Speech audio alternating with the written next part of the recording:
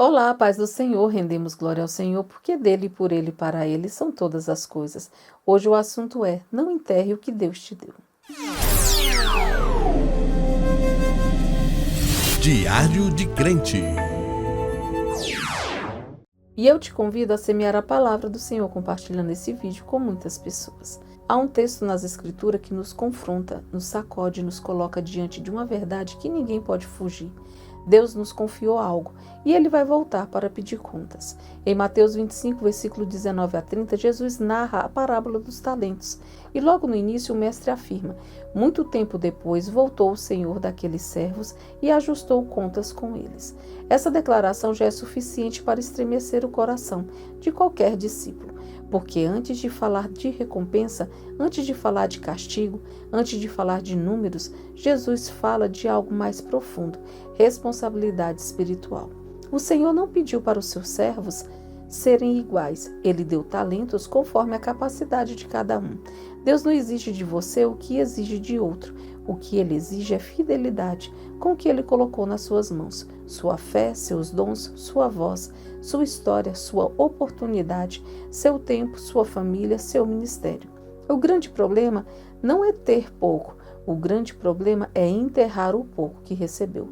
O servo que recebeu 5 talentos multiplicou. O que recebeu 2 fez o mesmo.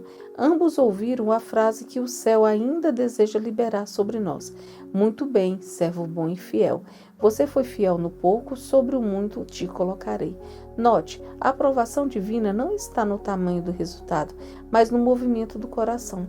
Deus celebra quem se envolve, quem arrisca, quem trabalha, quem avança, quem não paralisa. Porque fé que não se move vira teoria. O dom que não frutifica vira memorial da desobediência. Mas há um terceiro servo.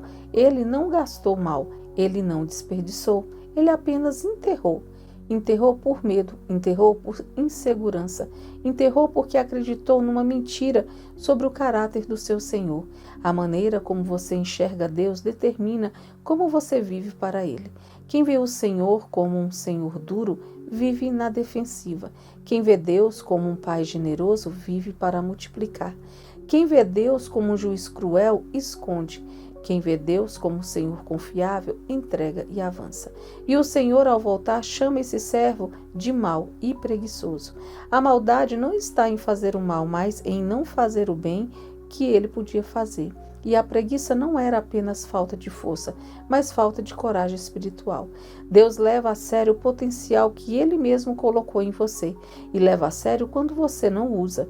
Então Jesus conclui: tirai-lhe o talento e lançai-o nas trevas. Uma verdade dura, mas necessária. O céu não desperdiça oportunidades onde não há disposição. Quem não usa o que Deus deu, perde. Quem não frutifica, retrocede. Mas quem investe, cresce. Quem se move, avança. Quem responde ao chamado, recebe mais. Porque no reino de Deus, a matemática é clara. O que você entrega, volta multiplicado.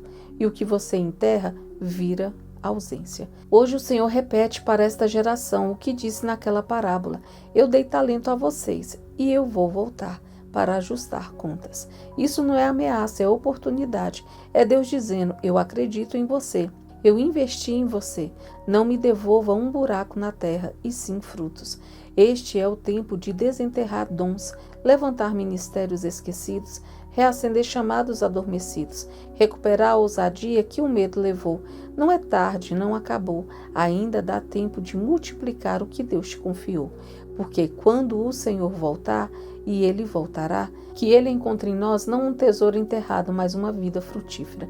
Que Ele diga sobre você: servo bom e fiel, você fez valer o que eu te dei. E que nesse dia você não apenas preste contas, mas receba a alegria eterna do seu Senhor. Amém? E se você se sentiu tocado pelo Espírito Santo e quiser entregar a sua vida a Jesus, então feche os seus olhos se puder e diga: eu falo o seu nome completo, entrego a minha vida ao Senhor Jesus. Peço-lhe que perdoe os meus pecados e que escreva meu nome no livro da vida.